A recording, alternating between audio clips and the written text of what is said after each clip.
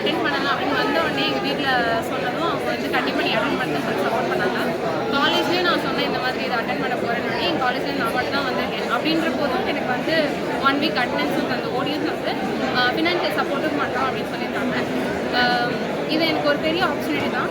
இங்கே வந்து நிறைய பேர் என்னால் மீட் பண்ண முடியுது. ஃபர்ஸ்ட் ஆஃப் ஆல் ஃபாரினர்ஸாக இருந்தாலும் சரி, பெரிய பெரிய டெலிகேட்ஸாக இருந்தாலும் சரி, நான் ஒரு எக்ஸ்ட்ரோவர்ட்டுங்கிறதுனால நான் போய் பேசுறது காரணமாக அவங்ககிட்ட நல்ல ஒரு இன்ட்ராக்ஷன் என்னால் பண்ண முடியுது. நான் வந்து என்ன சொல்கிறேன் அப்படின்னா, it is very useful for me. நான் வந்து நம்ம ஊர்லேருந்து இங்கே வந்தவங்க பார்க்குறப்ப எண்ணிக்கை ரொம்ப கம்மியாக தான் இருக்கும். அவங்க வந்து நம்ம நம்ம நம்ம தமிழ்நாடு கவர்மெண்ட்டும் சரி, நம்ம காலேஜ் இன்ஸ்டியூஷன்ஸும் சரி, அவங்க வந்து நம்ம ஸ்டூடெண்ட்ஸ் இங்கே அனுப்புகிறதா இருந்தாலும் இல்லை ஆஃபீஸஸ்லேருந்து அனுப்புகிறதா இருந்தாலும் அவங்க அதை இன்னுமே பெட்டராக பண்ணாங்க அப்படின்னா நிறைய யூஸ்ஃபுல்லான விஷயங்கள் இருக்குது. நிறைய யூஸ்ஃபுல்லான விஷயங்கள் சொன்னாங்க. அடுத்து என்ன நடக்க போகுது, அடுத்து எதில் ஃபோக்கஸ் பண்ணணும், ஸ்டூடெண்ட்ஸாக இருந்தாலும் சரி, ஒர்க்கிங் ப்ரொஃபஷனாக இருந்தாலும் எந்த ஃபீல்டு வந்து போகணும், எதில் வந்து கான்சன்ட்ரேட் பண்ணலாம். நம்ம சாதாரணமாக இன்டர்நெட்டில் பார்க்குறத விட இங்கே நிறையவே யூஸ்ஃபுல்லான விஷயம் வச்சு ஒன்-டு-ஒன் கான்வர்சேஷன்ஸும் நிறையவே எடுத்து வந்துருக்காங்க.